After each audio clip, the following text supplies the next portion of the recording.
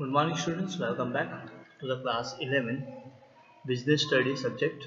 As we have gone with the chapter number 2, today we will be going with the last topics of formation of company and then chapter will get over. As we have started this formation of company in last video as promoter, what promoter's duty is, how the promoter works we have seen in last video. Then we have continued with the incorporation of company.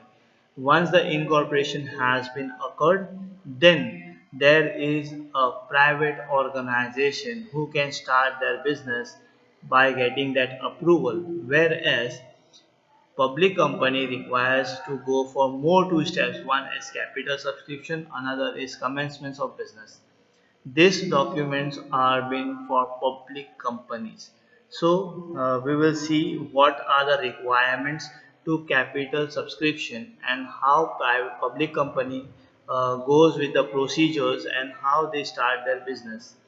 As you know that in both the cases in public or private, there must be a prospectus. They should go with the registrar. They should submit their all documents to the registrar. Once the registrar is satisfied, he ultimately signs and give the incorporation certificate to public company and private company. But in private company, they can start their business at incorporation, whereas in public they do not start their organization.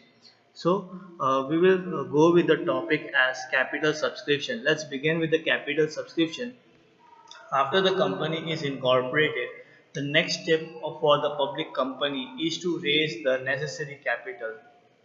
Yes, कोई भी business start अगर आपको करना है तो start अगर public company से करनी है तो पब्लिक कंपनी जब दो स्टेजेस पार करती हैं फॉर्मेशन ऑफ कंपनी की, उसके बाद में थर्ड स्टेप में उनको फंड्स रेज करने पड़ते हैं. सो ये फंड कहाँ से रेज होंगे और कैसे रेज होंगे? This fund will be raised from public by selling और issuing shares and debenture. There are certain steps which are being required for raising funds from public. So we will see one by one. Let's begin with the first point, SEBI, SEBI approval. SEBI approval. SEBI means Securities and Exchange Board of India. It is considered as they are the organization who makes sure that the organization is genuine and they make the protection on the interest of investors. The point has been mentioned. I'll read it. SEBI, Securities Exchange Board of India, is regulatory authority in the security market to protect the interest of the investor. जो भी organisation stock market में है वो genuine है, ये SEBI approve करती है.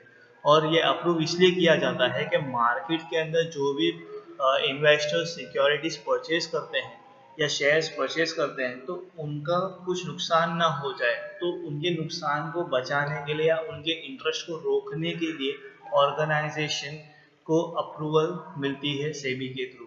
और सेबी का ध्यान यही होता है कि इन्वेस्टर्स का मनी वेस्ट ना चला जाए.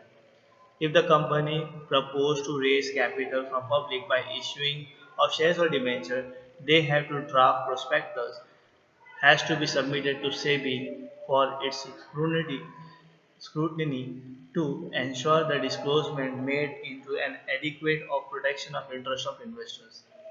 अगर कोई भी कंपनी को बिजनेस के अंदर शेयर या डिबेंचर इश्यू करना है पब्लिक सेक्टर के थ्रू, तो पब्लिक से अगर फंड रेज करना है तो कोई भी ऑर्गेनाइजेशन को सेबी के अंदर उनका प्रोस्पेक्टस सबमिट करना पड़ता है या उनको ड्राफ्ट करना पड़ता है.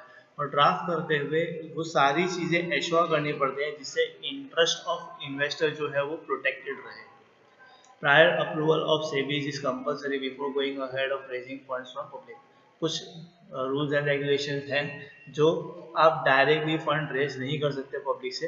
आपको कुछ रूल्स एंड रेगुलेशंस फॉलो करने हैं और सेबी की अप्रूवल लेना कंपलसरी है. आपको जब तक सेबी से अप्रूवल नहीं मिलेगा तब तक आप फंड्स रेज नहीं कर सकते पब्लिक से. तो यहाँ पे आपको सेबी की अप्रूवल रिक्वायर्ड है. सेकेंड पॉइंट यहाँ पर मेरे पास लिखा हुआ है, फिलिंग फॉर प्रोस्पेक्टस और स्टेटमेंट इन न्यूज ऑफ प्रोस्पेक्टस. दोनों का मीनिंग सेम ही होता है. It is an document in which every information has been mentioned through the prospectus to the investor. हर डिटेल में इंफॉर्मेशन लिखी जाती है और वो इंफॉर्मेशन नॉर्मली कस्टमर्स तक पहुंच जाती है। तो मेरे पास यहाँ पे 2 पॉइंट है, वन बाय वन रीड करते हैं। Prospectus is the document inviting deposits or offering from the public for the subscription or purchase of shares or debentures of the company. Prospectus एक तरह का ब्रोशर होता है या बुक होती है जो हर इन्वेस्टर के पास पहुंचती है, और ये एक तरह का इनविटेशन भी होता है कि इन्वेस्टर्स को इनवाइट किया जाता है कि आप हमारी कंपनी के अंदर सब्सक्रिप्शन करें बाय परचेजिंग शेयर्स और डिबेंचर।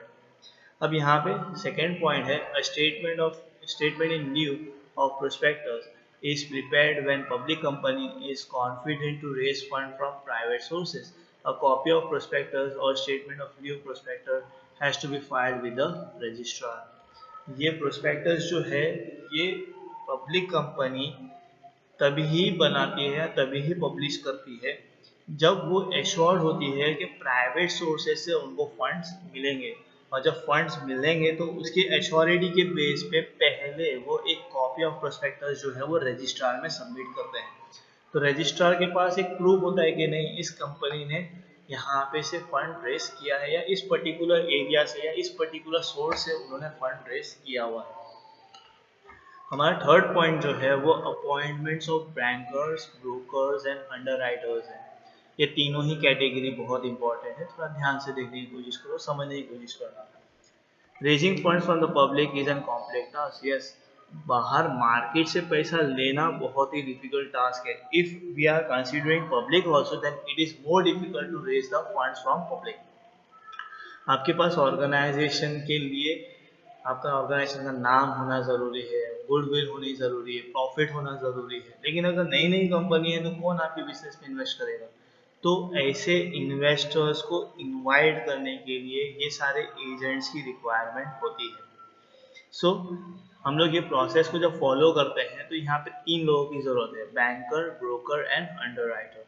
अब बैंकर क्या है? Banker ultimately the bank which receives money and deposit application money at the time of subscription. कोई भी इन्वेस्टर अगर आपकी कंपनी में पैसा लगाना चाहता है तो जब वो पैसा लगाता है तो उस टाइम पे उसको सर्टन एप्लीकेशन मनी सबमिट करनी पड़ती है बैंक के अंदर। तो बैंकर क्या करते हैं, वो अमाउंट को रिसीव करते हैं। Next part is broker. Broker क्या करते हैं? ब्रोकर एनकरेज करने का काम करते हैं पब्लिक को कि इस कंपनी में पैसा लगाओ, ये पैसा इसमें लगाओगे तो मुनाफा होगा या फायदा होगा। Broker distributes the application form and encourage the public to subscribe the share. Broker का काम ही ये होता है कि लोगों को एप्लीकेशन फॉर्म पहुंचाना, और लोगों को एप्लीकेशन फॉर्म पहुंचाने के साथ में एनकरेज करने का काम है ब्रोकरेज का। तो ब्रोकरेज ऐसे ही थोड़ी काम करेगा, ब्रोकरेज को भी कमीशन मिलता है या फिर सैलरी मिलेगी ऑर्गेनाइजेशन के थ्रू जब एप्लीकेशन फॉर्म्स वो सबमिट करवाएगा। तो यहाँ पर क्या होता है, ब्रोकर्स का मेन रिस्पॉन्सिबिलिटी यहाँ पर ये है कि पब्लिक को एनकरेज करते रहना। और ऐसे बहुत सारे ब्रोकर्स भी होते हैं जहाँ पर इन्वेस्टर्स खुद जाते हैं और पूछते हैं कि कोई ऐसी कंपनी है जहाँ पे हम पैसा लगाएं तो फायदा होगा।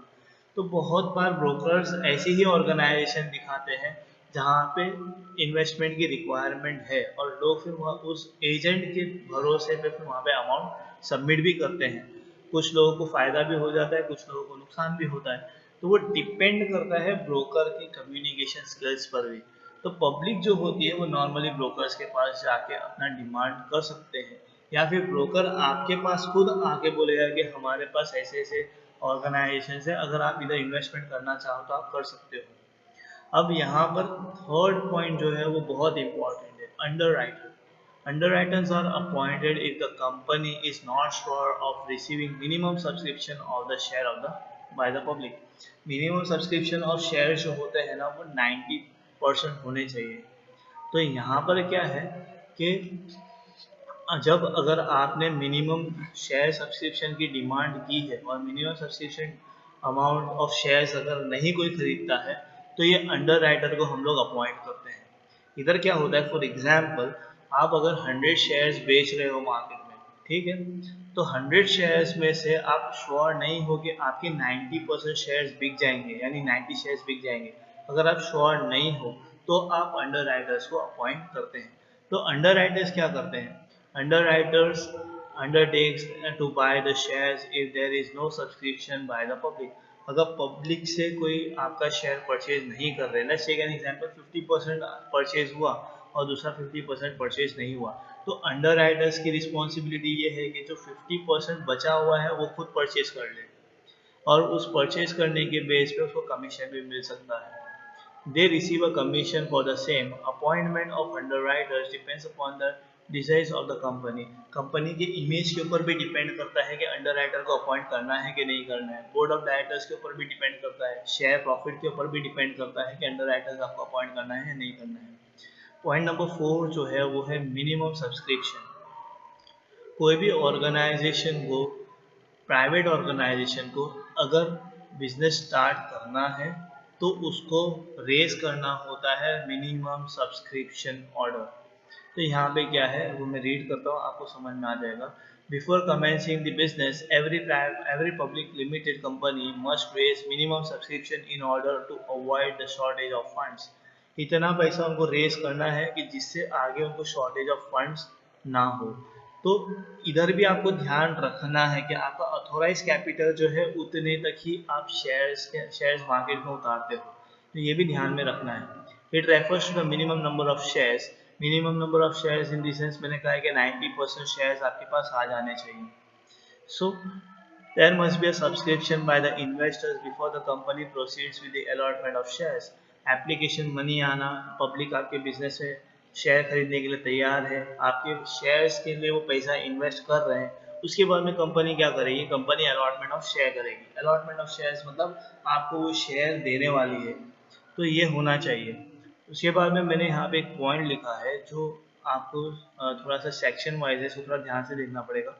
According to Section 39(1) of the Companies Act 2013, the minimum subscription of amount states in the prospectus at the minimum amount to the subscription and paid by the check or other instrument.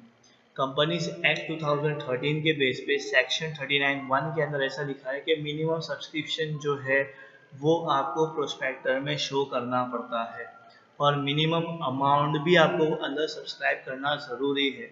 तो जब आप subscribe करते हो और subscribe करने के बाद में आप वहाँ पे मेंशन भी करते हो कि आप चेक से पे करो या फिर आप डायरेक्ट बैंक के अंदर सबमिट कर दो या फिर कोई दूसरे सोर्सेज से भी आप इन्वेस्टमेंट कर सकते हो। तो minimum subscription of 90% is required for issuing shares. कोई भी शेयर्स को मार्केट में इश्यू अगर करना है तो सब्सक्रिप्शन मनी जो है वो 90% रिसीव होना ज़रूरी है। Point number 5 is application to stock exchange. एक बार आपके पास मिनिमम सब्सक्रिप्शन आ जाए या आपने मिनिमम सब्सक्रिप्शन अप्लाई कर ली है तो उसके बाद में स्टॉक एक्सचेंज में भी आपको अपनी पब्लिक कंपनी को स्टैब्लिश करना है। तो इसीलिए यहाँ पे आपको एप्लीकेशन लिखनी पड़ती है पब्लिक कंपनी के थ्रू। आप एज ए पब्लिक कंपनी आपको स्टॉक एक्सचेंज में एक एप्लीकेशन लिखनी होती है जिससे आप स्टॉक एक्सचेंज की लिस्ट में आ जाते हो। तो यहाँ पे पॉइंट्स हैं, मैं रीड करता हूँ, समझ में आ जाएगा। और public company must get itself list और quoted in the stock exchange before it sells the securities to the public. Public company अगर पब्लिक को कुछ सिक्योरिटी सेल करती हैं, शेयर सेल करती हैं, तो उससे पहले उनको स्टॉक एक्सचेंज में लिस्ट होना ज़रूरी है। तो कंपनी क्या करती है, यहाँ पर एप्लीकेशन लिखती है कोई भी एक स्टॉक एक्सचेंज को और उस स्टॉक एक्सचेंज से उसको परमिशन मिलती है। स्टेट एक्सचेंज भी होता है और नेशनल लेवल का भी स्टॉक एक्सचेंज अवेलेबल है। मोस्ट ऑफ टाइम क्या होता है कि जो स्टेट का स्टॉक एक्सचेंज होता है ना, वहाँ पे पहले परमिशन ली जाती है, फिर उसके बाद में नेशनल स्टॉक एक्सचेंज में लोग जाते हैं। If the company does not get permission within 10 weeks of the date of closure of subscription list, then the allotment will become void and all money received from the applicant has to be returned within 80 days. अगर आप stock exchange में apply करते हो तो stock exchange के अंदर अगर 10 weeks के अंदर आपको अप्रूवल नहीं मिल रहा, मीन्स टू मंथ्स 2 वीक के अंदर अगर आपको सब्सक्रिप्शन नहीं मिल रहा तो आपका जितना भी अलॉटमेंट मनी है या जो एप्लीकेशन मनी है वो सारा नल एंड वॉइड हो जाएगा और विद इन 80 डेज आपको वापस इन्वेस्टर्स को रिटर्न बैक कर देना है। लेकिन अगर अप्रूवल मिल जाए तो तो अप्रूवल मिलने के बाद में आप अलॉटमेंट ऑफ शेयर्स करते हैं। तो इसलिए आपका 6 पॉइंट भी है allotment of shares. After getting the name listed in the stock exchange the company makes allotment of shares as per the guidance of SEBI. SEBI का मीनिंग है securities exchange board of India. आप एक अलॉटमेंट लेटर इश्यू करते हैं जिन लोगों को आप allotted कर रहे हो आपके शेयर्स, और उसके अंदर कंपनी एक एप्लीकेशन मनी के बेस पे वो शेयर्स अलॉट करती है। लेकिन अगर वो किसी को एप्लीकेशन रिसीव करने के बाद में एप्लीकेशन किसी का एक्सेप्ट नहीं करते हैं तो रिटर्न में वो उनको मनी वापस दे देते हैं।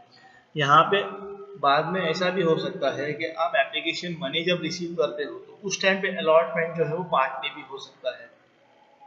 पार्टली में क्या होता है, फॉर एग्जांपल मैंने 100 शेयर्स की डिमांड की थी लेकिन मुझे 100 ना मिलते हुए 70 मिल गया, तो इसको कह सकते हैं पहला पार्टली अलॉटमेंट। ये तब पॉसिबल है जब ओवर सब्सक्रिप्शन हो, बहुत ज़्यादा लोगों ने अप्लाई किया हो तब। और वो क्या है, कंपनी खुद एडजस्ट करती है। फिर बाद में जो अमाउंट आपने पे किया है ना, वो अमाउंट आपको रिटर्न नहीं मिलने वाला, वो अलॉटमेंट के टाइम पे उसको एडजस्ट कर लिया जाएगा। A return of allotment contains names, address, and name of shareholders and the name of the share allotted by each shareholder, signed by the directors or secretaries, is filled with the registrar within 30 days of allotment.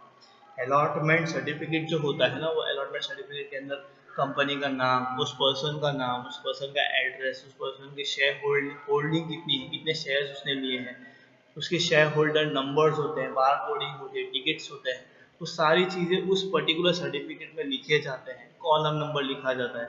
तो उसके बाद में उसको sign किया जाता है directors या secretary के थ्रू, जो रजिस्ट्रार के पास जाके सिग्नेचर करते हैं, और अलॉटमेंट जो है वो 30 डेज के अंदर आपको सबमिट करना होता है।